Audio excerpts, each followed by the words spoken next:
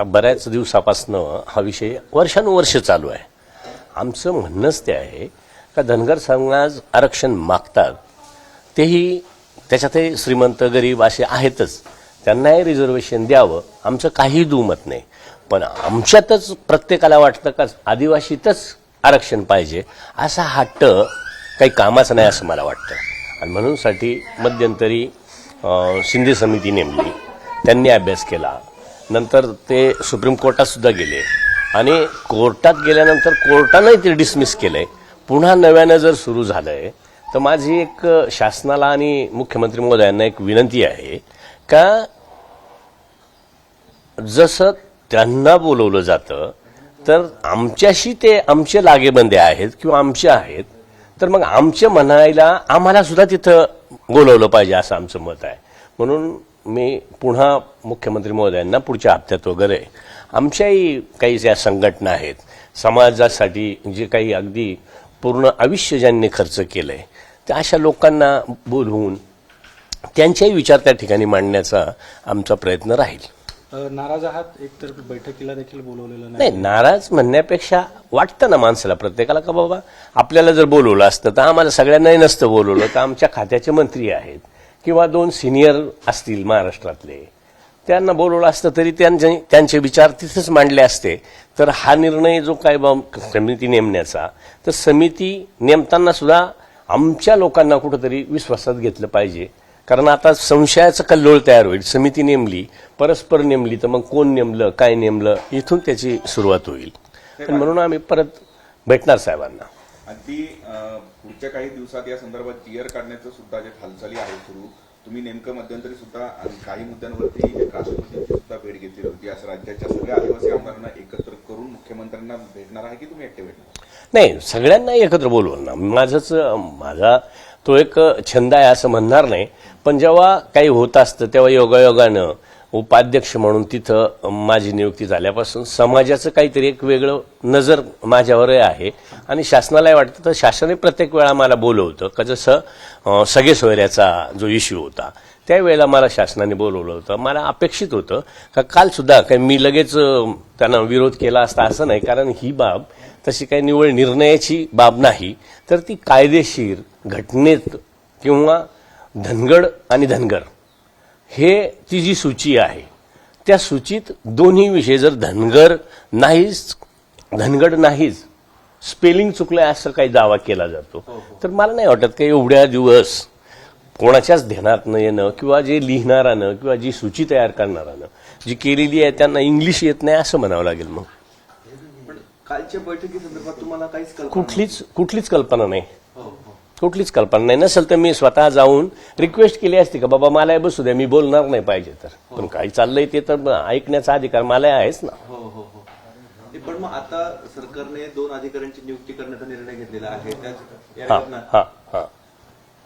त्याचबरोबर काही निर्णय जीआर घेऊन हा संपूर्ण तिढा सोडवण्यासाठी पण सांगितलेला आहे. तर यावर आपण काय करणार? नाही, ह्याच्यावर तेच ना, मागच्या म्हणजे हे किती वेळा पुन्हा पुन्हा पुन्हा पुन्हा, कारण मागच्या वेळेला हाच विषय आला होता का आदिवासी मध्ये घ्या. आम्ही सांगितलं होतं का आम्हाला कुठंच टच न करता त्यांच्यासाठी काय निर्णय घ्यायचा ते शासनाला अधिकार आहेत, त्यांनी तो घ्यावा. आणि त्या पद्धतीनं आदिवासीच्या धर्तीवर मागच्याच वर्षी सरकारनं शिक्षणाच्या काही सुविधा दिल्या होत्या, काही बजेट सुद्धा त्यावेळेला दिलं होतं. म्हणजे धर्तीवर सांगितलं तर दिलं होतं.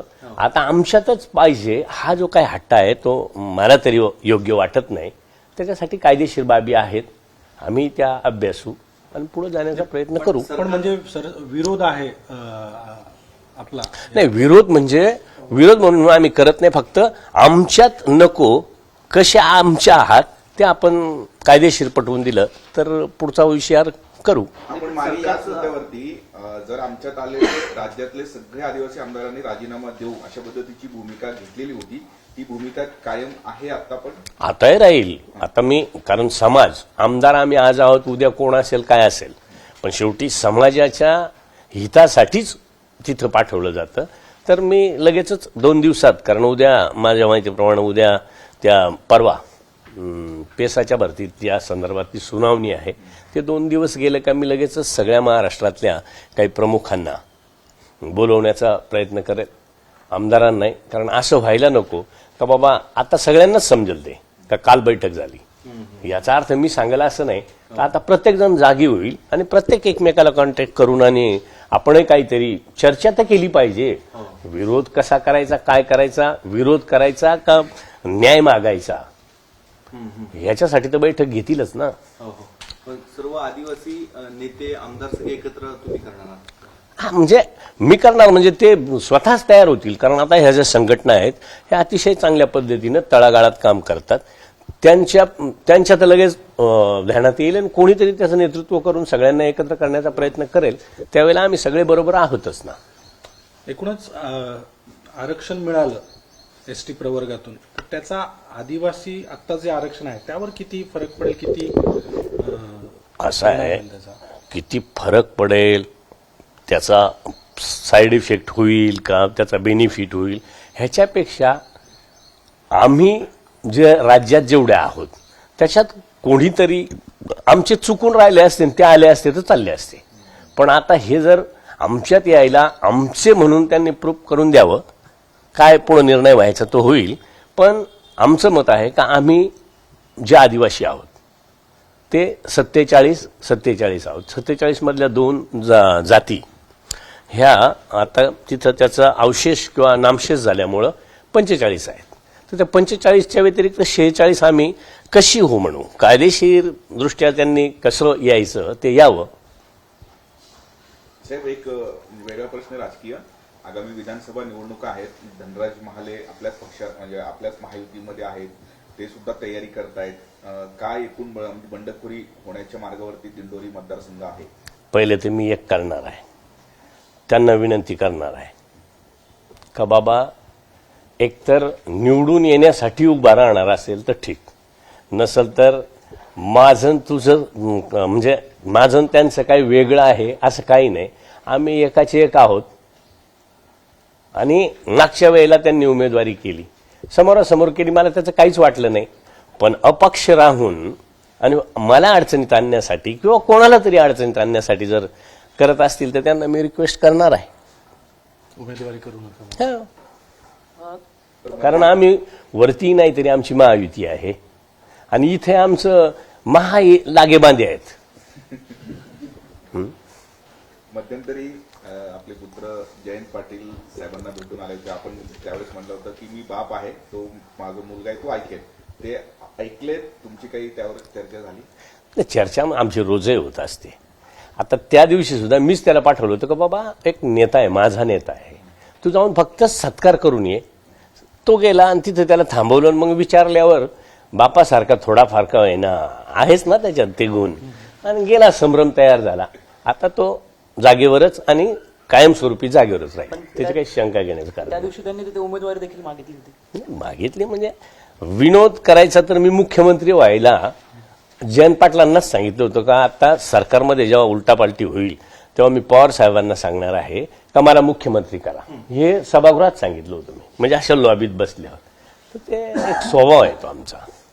काँग्रेसचे आमदार जे आहेत अमित देशमुख ते म्हणाले की शरद पवार गट हा बुजुर्ग पक्ष आहे, खुर्दमधून बुजुर्गमध्ये कधी येता येतं, त्यामुळे त्यांनी अजितदादा गटातील आमदारांना सल्ला दिला की खुर्दमध्ये परत नाही. असं आहे, सल्ला देणारे आम्हालाही देतात, अनेकांना सगळे सल्ले देतात, परंतु एक निष्ठा श्रद्धा घेतलेला निर्णय तो विचारपूर्वकच घेतलेला असतो, त्याच्यामुळे तसं काही होणार नाही. साहेबांनी हे जे आरक्षणाचा मुद्दा आपला पहिला होता तर तो कोर्टामध्ये टिकावा यासाठी सरकार पाऊल उचलणार. म्हणजे आपण म्हणतोय की एकीकडे आम्ही सर्व आदिवासी नेत्यांना एकत्र करणार, तर दुसरीकडे सरकारची ही तयारी की ते कोर्टात टिकावं याच आधारावर रिझर्वेशनमध्ये फेरबदल करण्याचे अधिकार तसे संसदेला आहेत. त्याच्यामुळं कोर्ट हा एक वेगळा पार्ट आहे, ती न्यायदेवता आहे. परंतु तिथं जाताना शेवटी रिझर्वेशनमध्ये बदल करायचा आहे, तर तो बदल हा संसदेतच करावा लागेल. तेव्हा टिकणं न टिकणं याचा विषय येणार आहे. आगामी विधानसभा निवडणुकांसाठी काँग्रेसकडे जवळपास 1633 अर्ज प्राप्त झाले. त्यामध्ये महायुतीतील अनेक नेते आमदार जे आहेत ते संपर्कात असल्याची चर्चा सध्या सुरू झाली. चर्चेला मी तर चर्चाच म्हणतो, माझी सुद्धा काही चर्चा करतात. आता तिला चर्चा म्हणायची का माझं खरं मत म्हणायचं? मलाही म्हणतात मी पवार साहेबांच्या बरोबरच जाणार आहे, बरोबर ना, ती चर्चा आहे. पण ती मी समक्ष स्वतःही सांगतो ना की मी दादा बरोबर एबीपी माझा, उघडा डोळे बघा नीट.